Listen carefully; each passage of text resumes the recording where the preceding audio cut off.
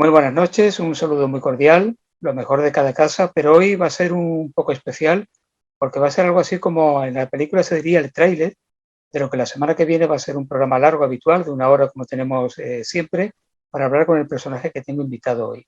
Pero hoy queremos hacer pues una especie de avance. Él es una persona muy conocida en Marbella, es licenciado en Ciencias Jurídicas y Sociales por la Universidad de Chile, en licenciatura que obtuvo en el año 1968. La licenciatura en Derecho la obtuvo en España, en la Universidad de Barcelona, en 1972. Es doctor en Derecho por la UMA, título del año 2008, especialista en Derecho Comunitario, profesor de la Escuela de Práctica Jurídica de la UMA y también de la Universidad Francisco de Vitoria. Fue decano del Colegio de Abogados de Málaga entre los años 2003 y 2006. Tiene en posesión la Cruz de Honor y Cruz Distinguida de Primera Clase de la Orden de San Raimundo de Peñafort. Y recientemente, en este último mes de marzo, el Consejo General de la Abogacía Española le concedió la Gran Cruz al Mérito en el Servicio de la Abogacía. Él es el abogado Nilson Sánchez Stuart. Nilson, buenas noches, ¿qué tal? Buenas noches, Paco. Muchas gracias por tu presentación, muy amable. Me encanta que se hable de mí, que se hable bien de mí. Bueno, esto va a ser un preámbulo nada más, porque si te apetece, y yo sé que nos vas a decir que sí, la semana que viene tendremos un programa amplio donde hablaremos de tu vida, de tu trayectoria. ¿Te parece? Me parece muy bien. Lo que tú me digas, Paco. Bueno, este último galardón o distinción que te han concedido, esta Gran Cruz al Mérito en el Servicio de la Abogacía, esto significa el premio, por así decirlo, o el reconocimiento a toda una vida, ¿no? Bueno, yo espero que no, porque cuando se dan esas condecoraciones en función de toda una vida, son un mensaje subliminal para decir, bueno, hasta aquí llegamos, ya no hay más que hacer. Mira, la verdad es que te explico lo que son esas distinciones. Normalmente a los juristas, que nos portamos relativamente bien, el Ministerio de Justicia nos da una distinción, una cruz o una medalla, depende del nivel, de la Orden de San Raimundo de Peñafort. Esto lo da el Ministerio de Justicia a jueces, a letrados de la Administración de Justicia, a abogados del Estado, en fin, y también a abogados. Él ha tenido la distinción, esa orden, algunas altibajos. En algún momento se pone el ministerio, según quien sea el ministro, un tanto, vamos a llamarle, mezquino a la hora de distinguir. Otras veces actúan con gran largueza. Y en un momento determinado se dijo por alguno de los ministros de Justicia que esta orden se daba a los abogados de manera muy espaciada y que era muy difícil que te distinguieran. Entonces Eugenio Gay, que en aquella época era el presidente del Consejo, estableció un régimen de distinciones propia de los abogados, que es las cruces en el servicio de la abogacía. Y entonces se otorgan ya directamente por el Consejo General de la Abogacía. La Orden de San Raimundo es conocida en los medios judiciales y jurídicos como la Raimunda.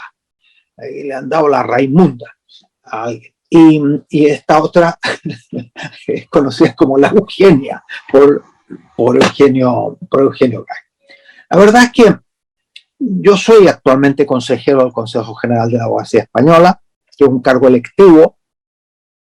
Integramos el Consejo 12 abogados de toda España, que teóricamente somos de reconocido prestigio, bueno, no sé si es así, pero yo trabajo en el Consejo General de la Abogacía Española. Y entonces el Consejo, pues en fin, de momento se le ocurre distinguir a las personas que tienen más cerca. Yo he trabajado últimamente mucho en la aprobación del Código Deontológico de la Abogacía Española, que redactamos un nuevo texto en el año 2019 y actualmente en el Estatuto General de la Abogacía que se acaba de aprobar. Entonces, pues a lo mejor se han acordado de mí y me han dicho, bueno, a este hombre le vamos a... También esto lo solicitó mi propio colegio, la Junta de Gobierno del colegio, el Consejo Andaluz de Colegios de Abogados, en fin. Yo es que he trabajado en todos esos sitios y he trabajado mucho, la verdad, con mayor o menor acierto, seguro. Pero bueno, has hablado, Nilsson, de deontología para los abogados, deontología para los periodistas. ¿No se echa en falta cierto código deontológico para la clase política? Hombre, eso es lo que debería existir. Y el primer artículo debería ser como los 10 mandamientos, no mentir, que lo peor, creo yo, que hacen los políticos es que faltan a la verdad. Y eso no tiene perdón de Dios, a mi juicio. El segundo mandamiento de ese código deontológico debería ser no apropiarse de los bienes ajenos. Políticos tienen, es una labor muy bonita la del político, la verdad es que es una labor envidiable sobre la base de que presten un servicio a la sociedad nada más y no lo transformen en una profesión. El gran problema es ese.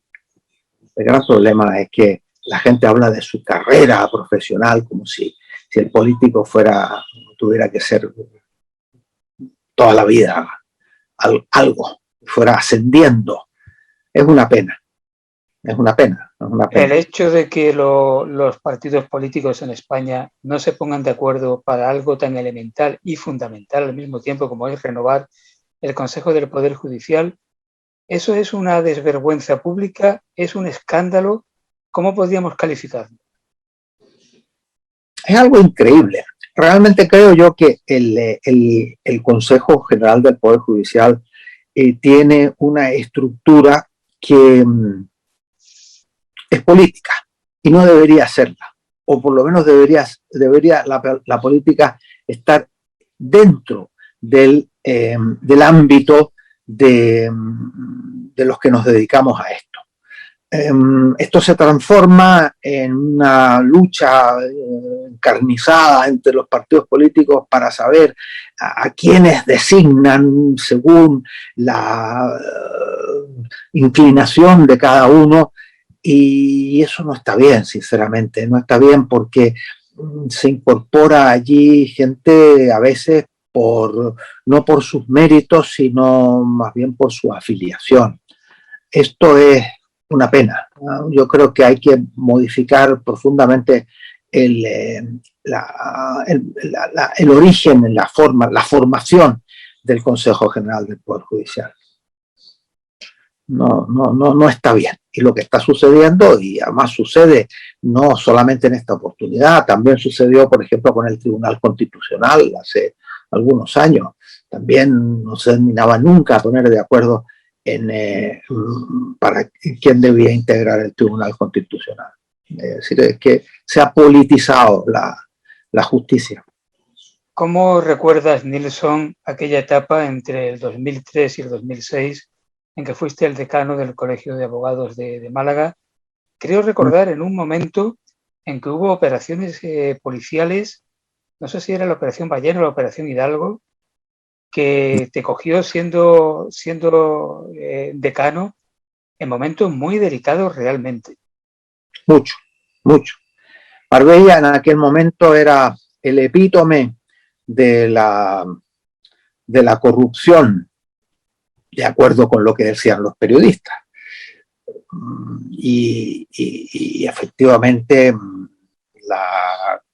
que tú recordabas, la Operación Ballena me dio muchos dolores de cabeza porque afectó claramente a un despacho profesional y se desplegó en relación a ese despacho profesional un auténtico encarnizamiento y se le exhibió como algo absolutamente impresentable.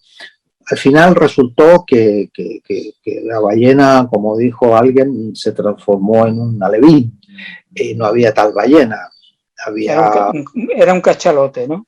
Sí, no, ni siquiera. Era era un pescadito de estos que se muerden la cola. Era un salmonete o algo por el estilo. No siquiera era un cachalote. Y bueno, aquello se transformó, aquello se trató de dar una impresión a la opinión pública que fue lamentable. Y efectivamente a mí me tocó eso siendo decano del Colegio de Abogados. Y guardo unos recuerdos porque tuve muchos disgustos en ese sentido. Porque incluso la publicidad que se le dio a esto convenció a la propia clase nuestra, a los propios abogados, de que había algo terrible, que no podía ser algo de poca importancia, era algo terrible. Y bueno, yo me preocupé de darme cuenta de que aquello no era tan terrible. Recuerdo que en aquella época, cuando se produjo no fue una entrada y registro, fue una invasión. No sé si tú lo recuerdas. Sí, porque parece que las operaciones policiales en España van siempre acompañadas de un montaje teatral, de un espectáculo que el ciudadano normal dice, bueno, no hay necesidad de poner esta puesta en escena, ¿no? Pero como la que hubo en la entrada y registro del despacho afectado por Ballena Blanca, yo no he visto otra cosa igual.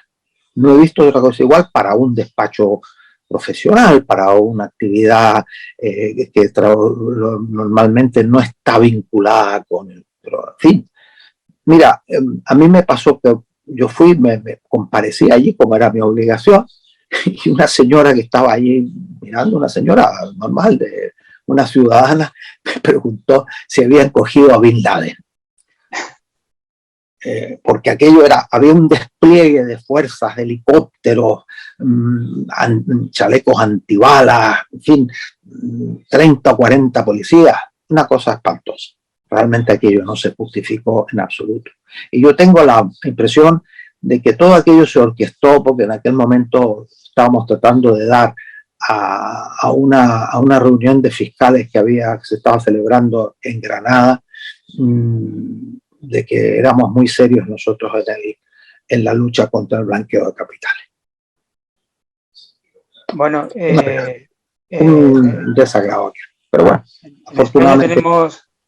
en España tenemos un sistema judicial muy garantista, afortunadamente, pero a pesar de ello, de vez en cuando se cometen errores judiciales.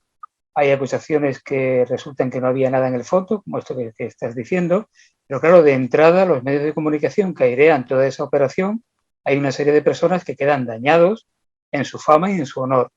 Cuando después son declarados inocentes, la repercusión mediática es mínima. ¿Cómo se restaura ese honor y esa fama que ha sido lesionada por un error judicial? Mira, afortunadamente, porque todos los días hay un escándalo, prácticamente. Y la memoria es frágil.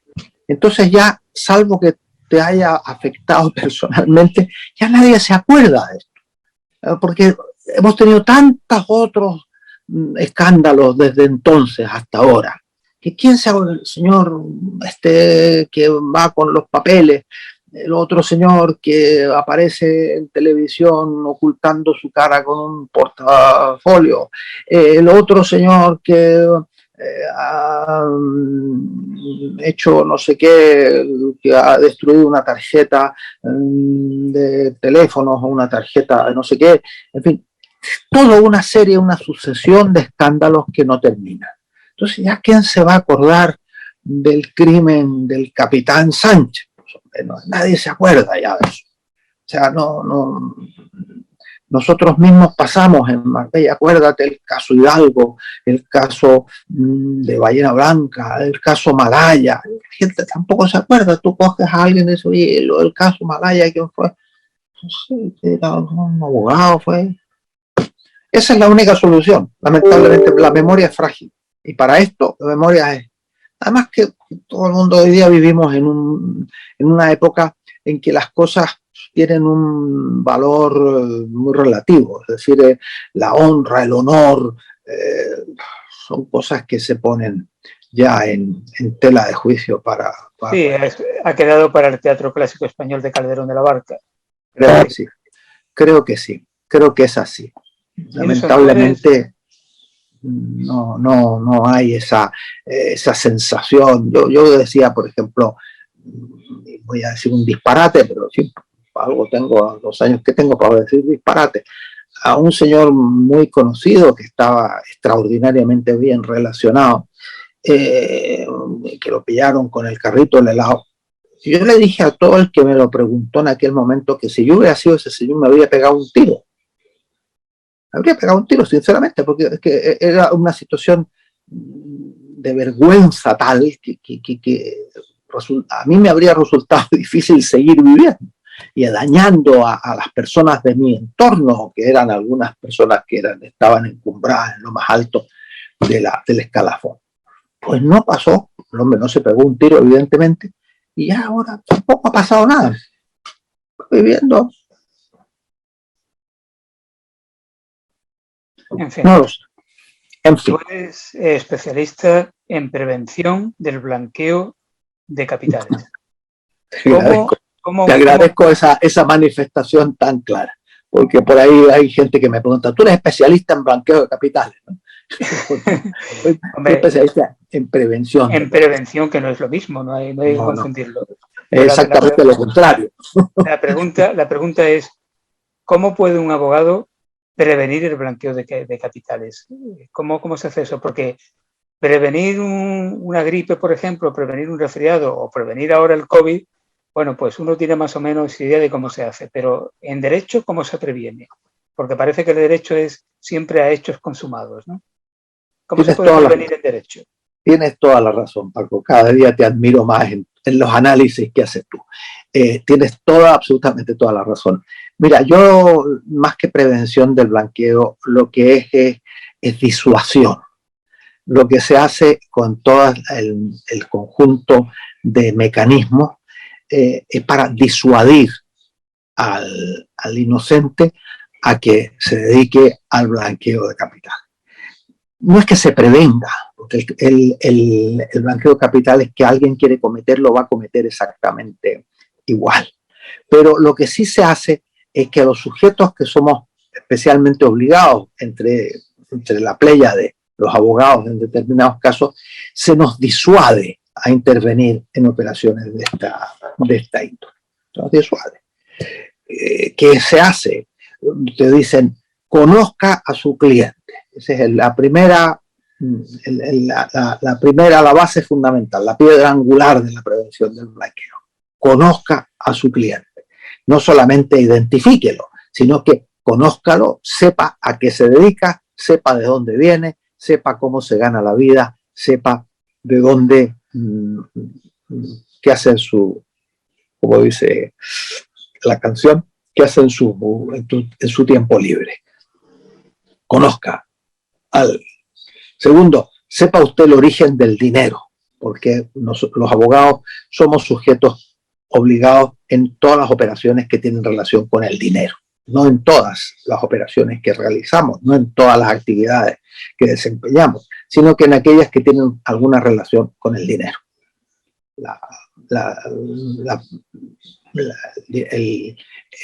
Actividades de carácter hipotecario, actividades de carácter inmobiliario, mercantil o financiero.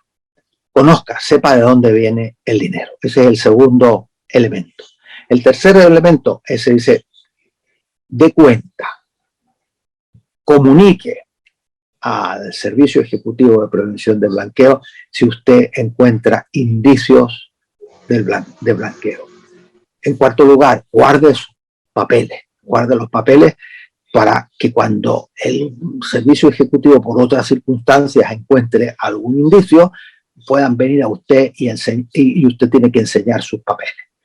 Y en quinto lugar, oiga, absténgase de intervenir en operaciones cuando sepa usted o sospeche usted o deba saber usted que hay un blanqueo de capitales en este sentido. Esas son las obligaciones que tenemos los abogados para prevenir el blanqueo de capitales. ¿Que se previene así o no se viene?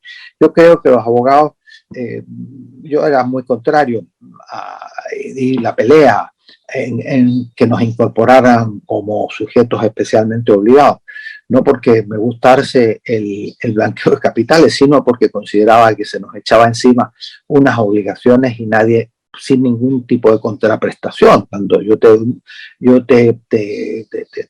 someto a ti a una obligación, normalmente pues tienes tú algún tipo de retribución o de algo que justifique. Aquí no, aquí se te llenaba de obligaciones y nadie respondía por aquellas obligaciones, no tenías ningún tipo de compensación, salvo la ayuda al buen hacer de la sociedad.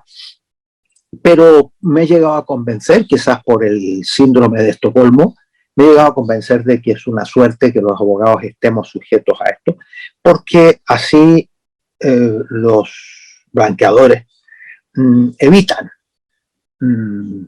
pedir asesoramiento o ayuda a los abogados, porque saben que los abogados estamos sujetos a esto. Si no, no habría esa disuasión y muchos compañeros caerían por error en situaciones que les resultarían muy incómodas.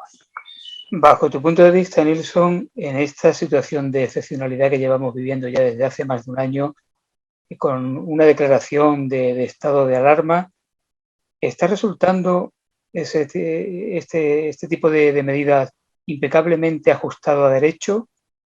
¿O se le podría criticar algo que se ha cercenado de alguna manera, ha sido un instrumento de cercenar libertades del ciudadano, como sostiene a veces la oposición o algún grupo de la oposición?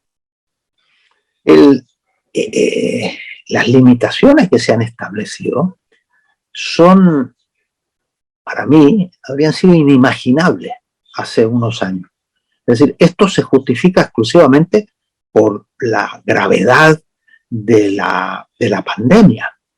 Pero si a mí me hubieran dicho hace 2 años, 3, que íbamos a ir todos por la calle con una mascarilla y que incluso íbamos a reprender a la gente que no se la pusiera, que íbamos a estar de acuerdo en no salir de casa durante 2 meses o 3 meses, que íbamos a tener que recogernos antes de una hora determinada y no poder salir a la calle sino hasta que fuese otra hora, habría dicho, esto es imposible, hombre.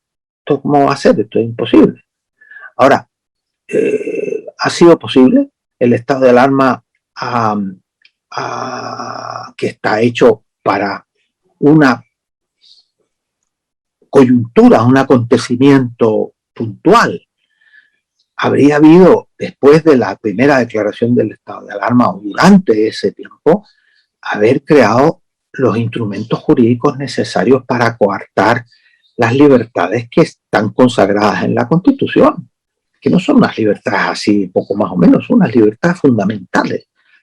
La libertad de movimiento, en fin, son fundamentales. Y lamentablemente eso no se ha hecho. Y por otro lado, pues estamos ahora en una disyuntiva absurda de tener que prolongar el estado de alarma más allá del 9 de mayo, porque no hay otra forma de combatir la pandemia. Y claro, resulta disparatado que se prolongue una situación que no debería prolongarse. Debería existir una normativa que, según dice la señora vicepresidenta del gobierno, existe, yo no la conozco, que permite pues, restringir estas libertades de esta manera tan importante cuando no hay estado de alarma. Es decir, estamos pidiendo el estado de alarma cuando en su día los partidos de la oposición se oponían a la prolongación del estado de alarma porque lo consideraban exagerado, porque parece que no hay tal fórmula. Es muy grave. Sí, otra de tus especialidades es el derecho comunitario, También creo yo que la opinión pública anda o andamos un poquito desengañados con este asunto del derecho y la normativa europea, porque menudo papelón está haciendo la Unión Europea en esta situación de crisis económica, sanitaria y política en cierto modo, porque cada uno va por un lado diferente. Un papelón. Esto es una prueba donde puede la Unión Europea salir o reforzada o el comienzo del fin, ¿no? Un papelón. Yo creo que el papelón de la Unión Europea comienza por el tratamiento que se le da a la euroorden que se dicta en contra de un político que está fuera de España. A mi juicio, allí se crea la primera grieta en el sistema europeo, porque a todos nos decían que detener a una persona fuera del ámbito de España resultaba hasta más fácil, porque la comunicación era más directa, que detenerlo dentro de otra comunidad autónoma en España. Pues ha resultado que no era así.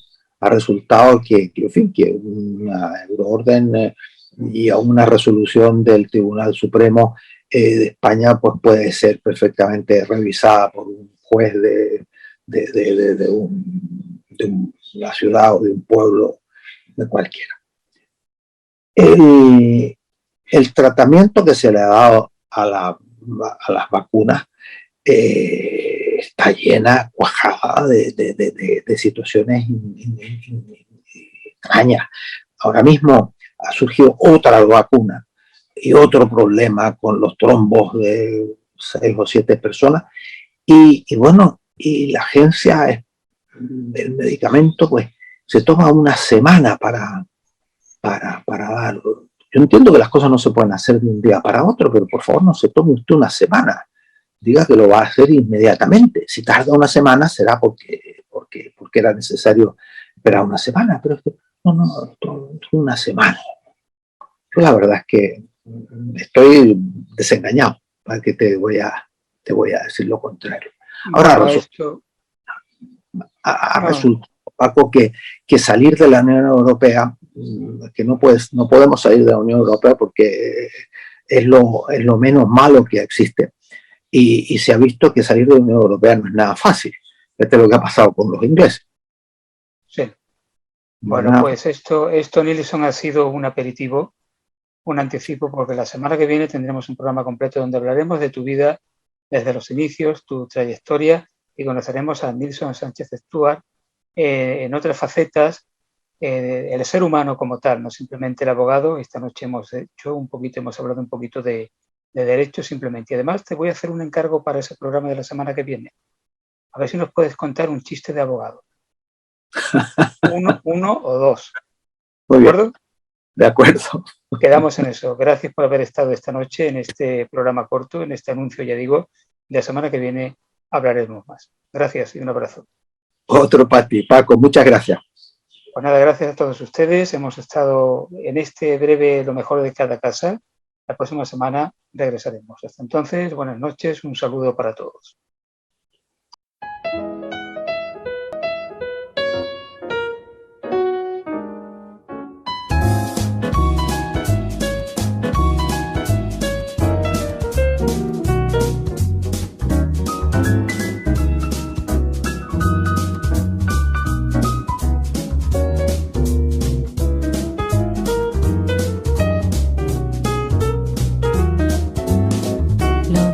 De cada casa.